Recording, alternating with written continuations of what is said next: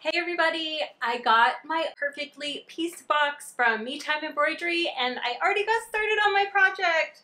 Here are some of the blocks that I made. Let me tell you, the fabric that came in this box is so pretty. This time the box came with the fabric bundle, the instructions, another spool of glide thread in a beautiful cream color that I know I will use up because I love glide thread. It also came with this adorable set of stickers. They're fun quilting stickers, but they're also stickers that I can use to help number and label my pieces while I work. This month I decided to do 6-inch blocks. Last month I did the itty bitty 2-inch blocks because I can't sew such tiny blocks. I can't make such tiny quilt blocks by myself, but the embroidery machine helped me do them perfectly. And I finished my blocks up in an adorable pillow, which I put a picture of it on my blog. So I'll put a link for you to see the pillow that I made. So this month, this is what the block looks like. And I chose this project right here, the Table Runner project. I'm not sure if I want to use the green border strips. I'll see. But anyway, I chose this project, but my machine here, my Bernina B770, the largest hoop only goes up to the 6-inch block size. So I am doing this project, but I'm doing it on the 6-inch block size. So the cutting instructions in the materials are a little bit different, and I had to recalculate the cutting amounts and the cutting sizes. It was really easy. There's a little chart here that says what size pieces to cut. So I just had to cut different size pieces so that I could make this little table runner here. So I'm really excited. I'm going to do a 6-inch block with you in the hoop right now so that you can see how it's done.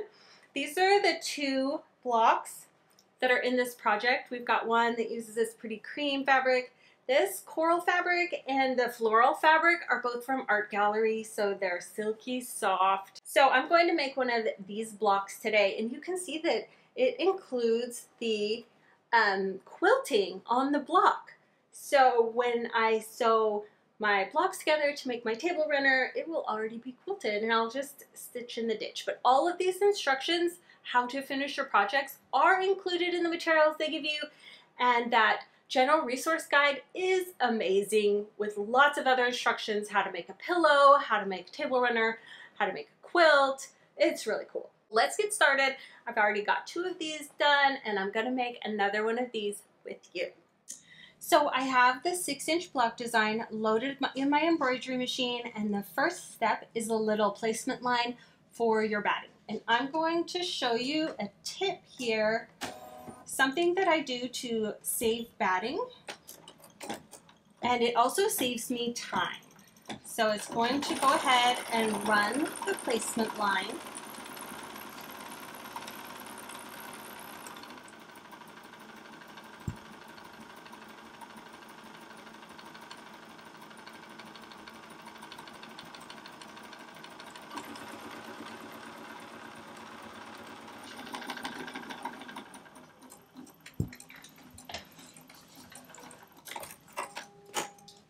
So here's my 6-inch square, which is my batting placement line. It's a 6-inch square because this is a 6-inch block.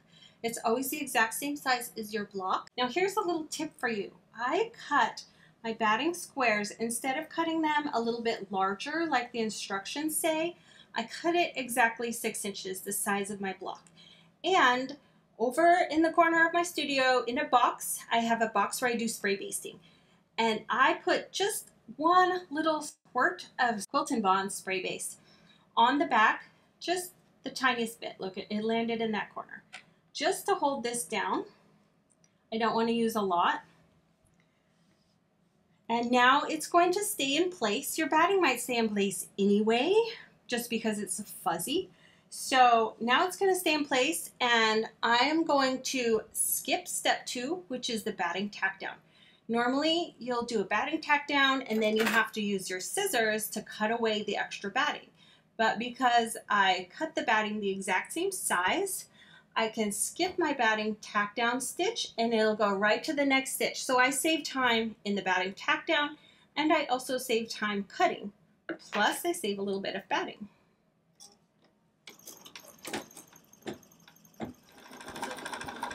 In just a minute, the batting is going to be completely sewn down because of all these placement lines. But until that happens, I can just kind of make sure that it doesn't get in the way, doesn't lift up. So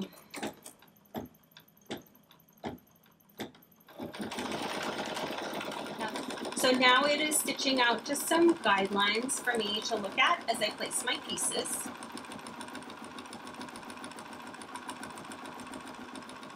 Now I'm doing this in my Bernina B770.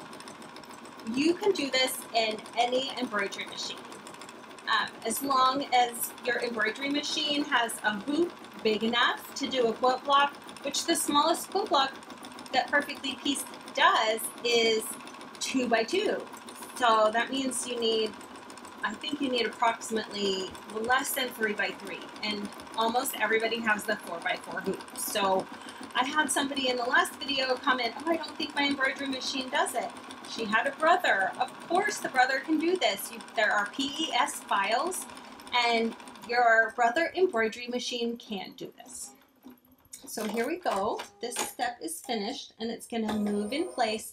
Now, since I already did this a couple times, the first time I did it, I followed the instructions, and after that, it's easy peasy. I don't even need the instructions anymore. So the first piece goes right over that first, the one that's furthest away from you.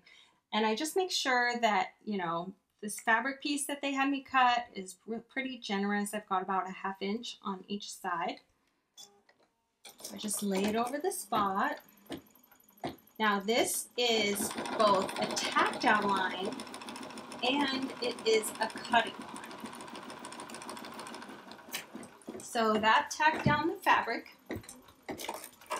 And now I'm going to use my double curved scissors, which are perfect for this and for applique, to go ahead and to trim away this fabric. So it just looks beautiful. So now I'm going to lay down the next piece, and this line right here I use as my placement line for placing my next piece.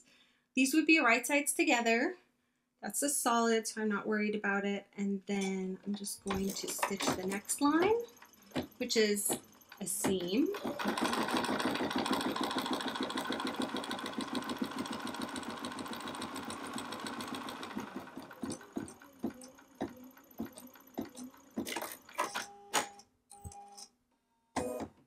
And now I'm going to fold this piece down.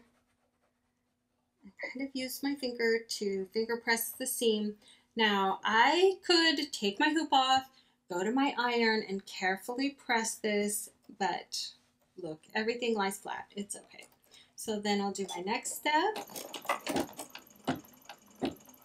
which tacks this down. It's a tack down stitch, it's a placement stitch, and it's also my cutting line.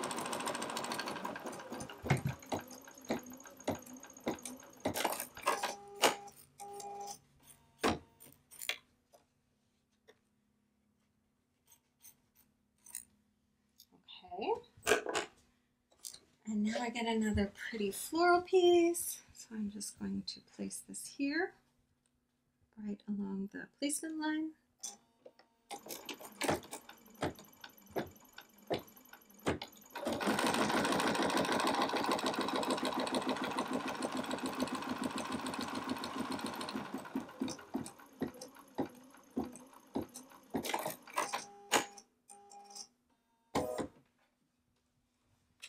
Look how easy was that. Now, finger press that a little bit with my fingernail. Everything sticks to the batting pretty nice. Okay, now my next one.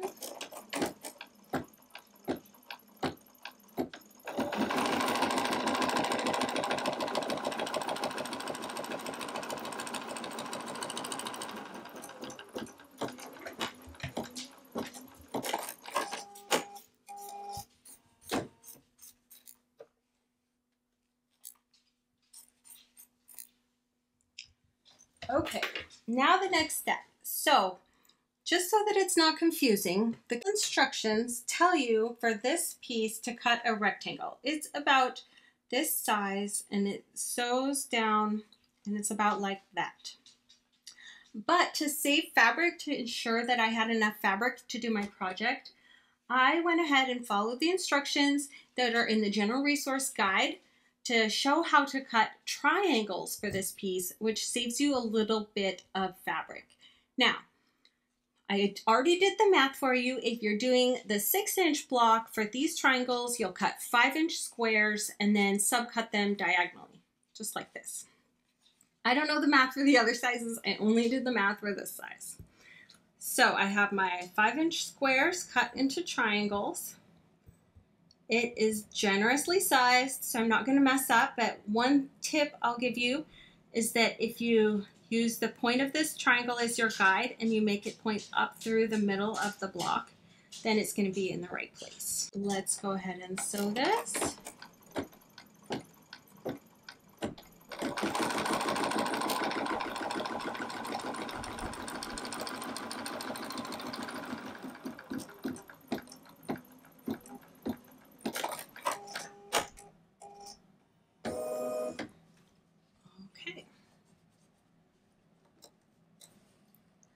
Now, there are several things you can do to keep this nice and tight. You can place a tiny pin here, but then you have to make sure that you take it out before the final stitch. This is some of the Kimberbell paper tape. So I'm just going to use a tiny piece of tape to hold that corner down, or you can just hold it down with your finger. Just don't get stitched. All right, so that corner is done. So now I'm going to stitch the next line, which is a placement and a cutting line. And you see that the way that I place my blocks, it just luckily turned out that there really isn't much fabric to trim away on this side. I'll probably have more fabric to trim away over here. So there's really not much trimming to do. That's all. And now my next one, and I'm just using this point as my guide.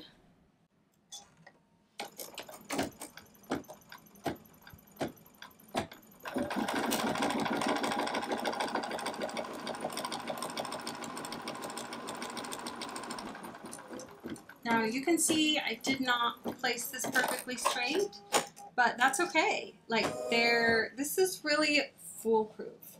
As long as my fabric covers this outer border of the block, so this is the outer border of the block with the seam allowance, and look, it covers. It's generous. So it really is forgiving if you place a piece really in the wrong spot, then you're going to want to unpick it, but it's hard to do that.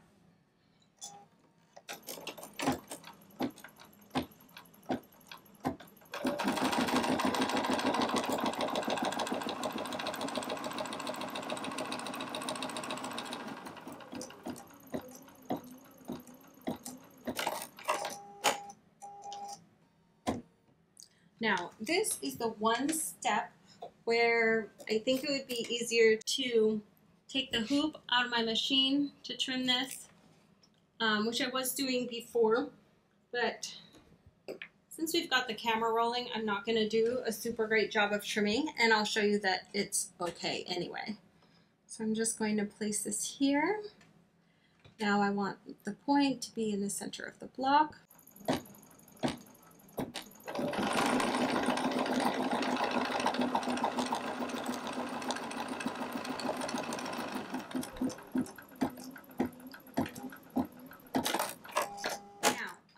You can tell here, my machine embroidery, when I started this step, first my bobbin thread broke, which happens, and then when I fixed the bobbin thread, it didn't start stitching here, it kind of picked up over here. That happens sometimes with embroidery machines, but that means I don't have stitching right here, and I need the stitching to come all the way out to here. So I have backed up my machine to do step 13 again, and it will just go all the way across this line one more time. And that just means that my seam will be the length that I need it to. So I've restitched step 13.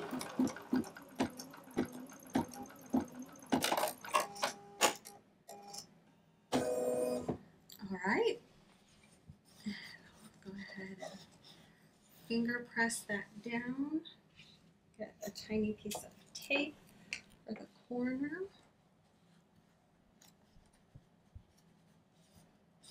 And we are almost done with the piecing, just one more piece to go on, and then I am so excited to show you the quilting step.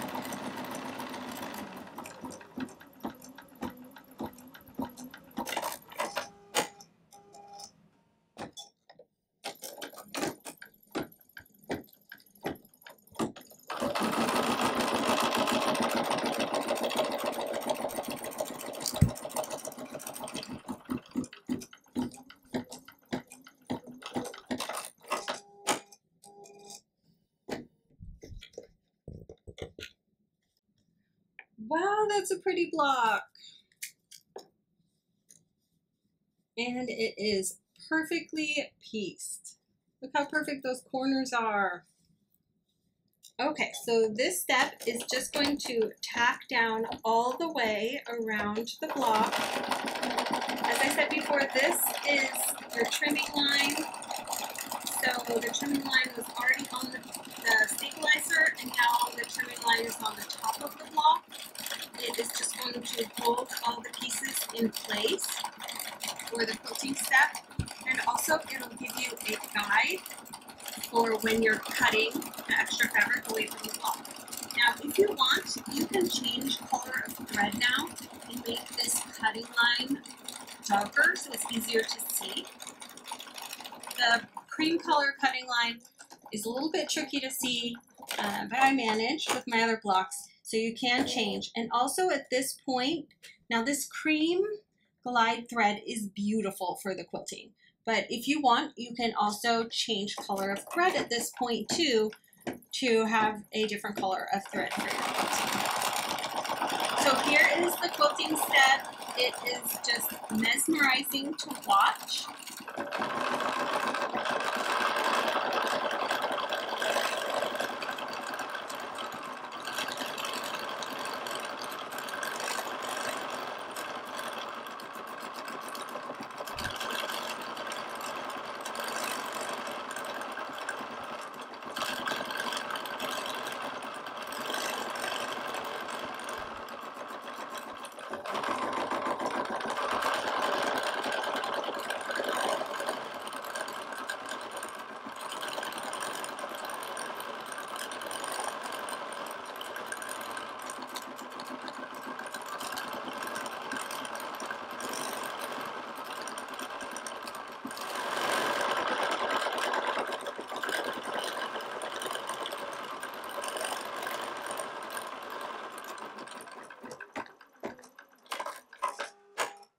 All right, another block down. I am one step closer to finishing my table runner.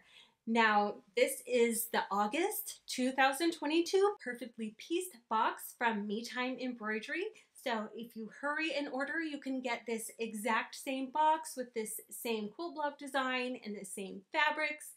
You know, the thought occurred to me that the longer I receive these perfectly pieced boxes and I receive one different quilt block design each month, in 6 months I'm going to have 6 different quilt blocks. I can use blocks like this and I can make a quilt. Of course, I'll have to use my own fabric so that it all coordinates, but I think I'm going to do that. It's going to be super cool. I'm going to write a blog post today and put in it pictures of what I've done here and links to all of the cool things that I use that are not included in the box, such as these double curved embroidery scissors, the paper tape, other stuff that you might want to get to do this project. So please visit my blog at sewcanshe.com. Please subscribe to my channel so you can see the next perfectly pieced box, and hit like so more people will see this video. Happy embroidering!